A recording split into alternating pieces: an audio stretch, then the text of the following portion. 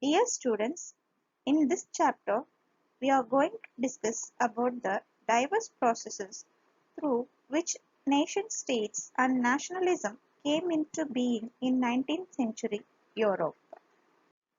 Before that, you should know what is nationalism. Nationalism is a feeling of belonging and loyalty that causes people to think of themselves as a nation.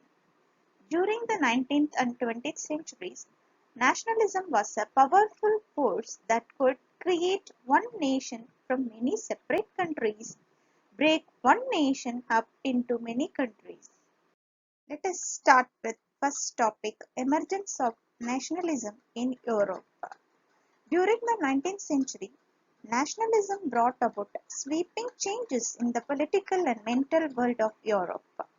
Nation-states emerged in place of the multinational dynastic empires of Europe.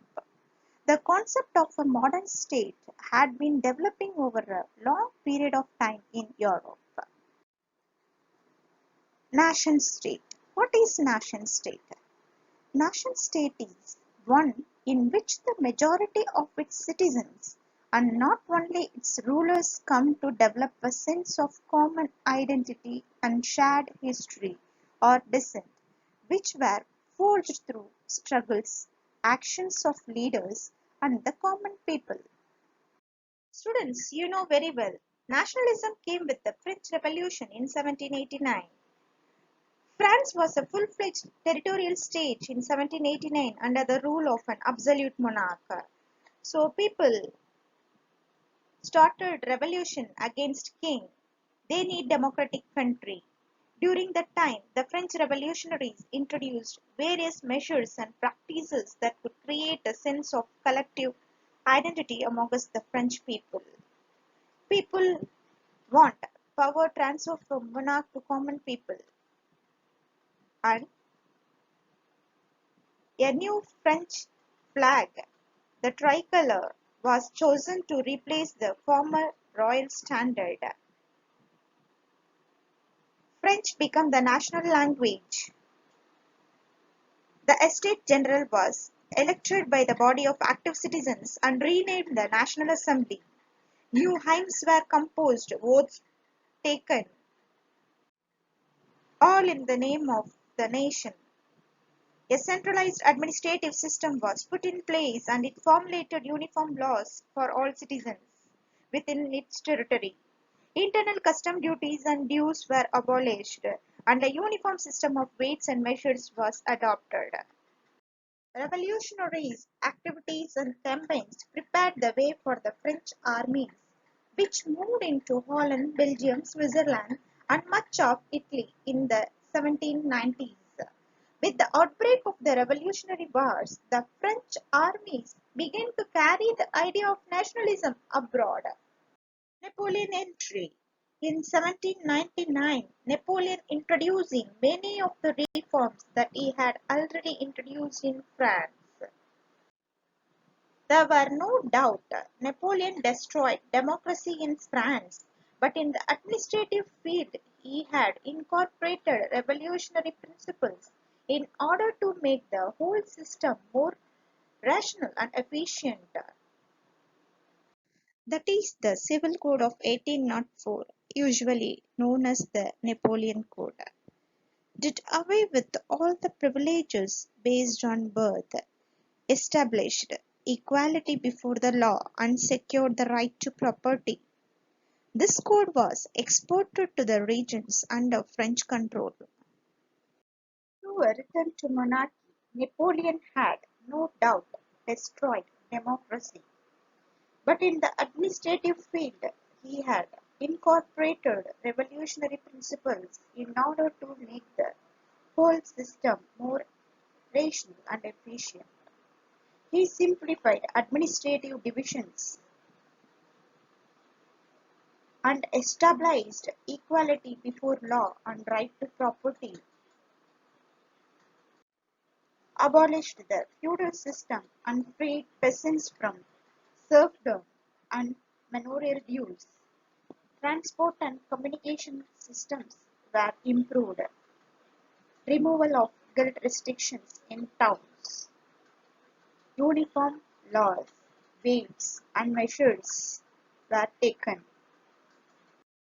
Even though there were some drawbacks of Napoleon Code, increased tax and also control over the censorship, forced people to join French army.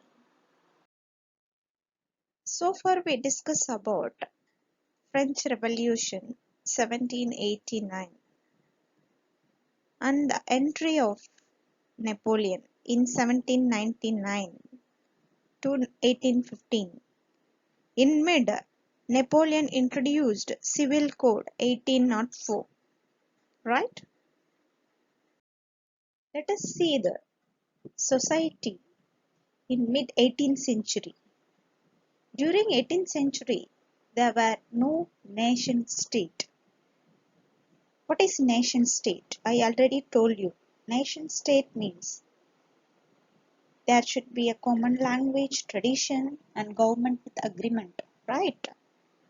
But during this time, there were no nation state.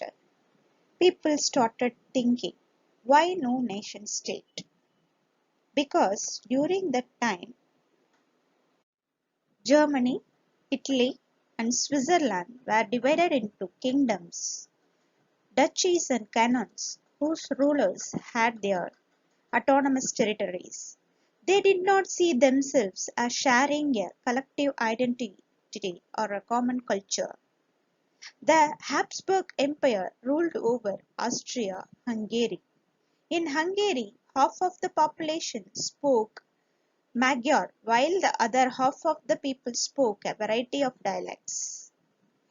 Besides these three dominant groups, there were also lived within the boundaries of the empire. During 18th century, society was divided into three divisions: aristocracy, peasantry, and middle class. Aristocracy was the dominant class on the continent. They were land-owning class. They speak French language. The members of this class were by a common way of life that cut across regional divisions. Their families were often connected by marriage. This powerful aristocracy was, however, numerically a small group. Then next, peasantry. Peasantry group, majority of population looked after aristocracy land. And third one is middle class. This new social groups came into being a working class population and middle classes made up of industrialists, businessmen, and professionals. It was among educated, liberal middle classes that ideas of national unity following the abolition of aristocratic privileges gained popularity. During that time, middle classes had two ideas. One is national unity and another one is liberal nationalism. What is liberal nationalism? In early 19th century, Europe were closely allied to the ideology of liberalism. The term liberalism stood for freedom for the individual and equality before law. It emphasized the concept of government by consent, that means government with people agreement, an end of autocracy rule and clerical privileges. Then, a constitution and representative government through parliament.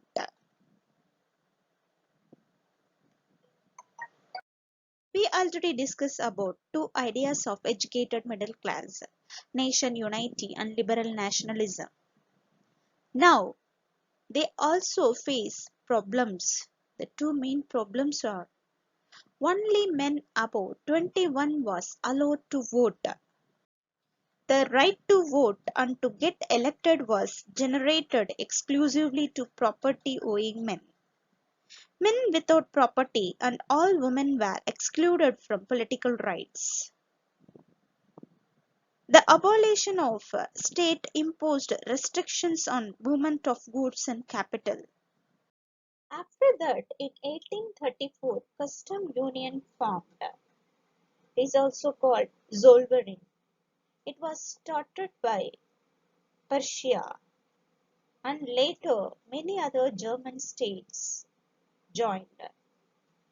A merchant traveling in 1833 from Hamburg to Nuremberg to sell his goods would have had to pass through 11 custom barriers and pay a custom duty of about 5% at each one of them.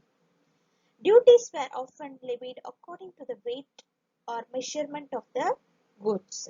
Okay, so in such conditions were viewed as obstacles to economic exchange and growth by the new commercial classes, who argued for the creation of a unified economic territory following the unhindered movement of goods, people and capital. So in 1834, a custom union or Zollverein was formed at the initiative of Prussia and joined by most of the German states. The union abolished tariff barriers and reduced the number of currencies from over 30 to 2. The creation of a network of railways further stimulated mobility, harnessing economic interests on national unification. So, a wave of economic nationalism strengthened the wider nationalist sentiments growing at that time. In 1815, Napoleon defeated by Britain, Russia, Prussia, Austria in Battle of Waterloo. So following the defeat of Napoleon in 1815, European governments were driven by a spirit of conservatism. Conservatives believed that established traditional institutions of state and society, like the monarchy, the church, social hierarchies, property, and the family, should be preserved. Most conservatives, however, did not propose a return to the society of pre-revolutionary days. Rather, they realized from the changes initiated by Napoleon that modernization could in fact strengthen traditional institutions like the monarchy. It could make state power more effective and strong. Conservatives again reintroduced the monarchy, social hierarchies, and control over the autocratic. Whatever neglected in civil code, everything brought back again. And these conservatives not tolerate criticisms and disagreement. Then they have taken control over the censorship also. In 1815, representatives of the European powers, Britain, Russia, Prussia, and Austria, who had collectively defeated Napoleon at the Battle of Waterloo, met at Vienna to draw up a settlement for Europe. The Bourbon dynasty, which had been deposed during the French Revolution, was restored to power, and France lost the territories it had annexed under Napoleon. States were set up on the boundaries of France to prevent French expansion in future. Prussia got some important territories on its western. Austria got control over North Italy. Russia got Poland. Then at last, German Confederation of 39 states that has been set up by Napoleon was left untouched. Now the time for date revision. So far we discussed about French Revolution 1789 and Napoleon entry 1799 to 1815, Civil Code 1804, then Treaty of Vienna 1815, and Zollverein was formed in 1834.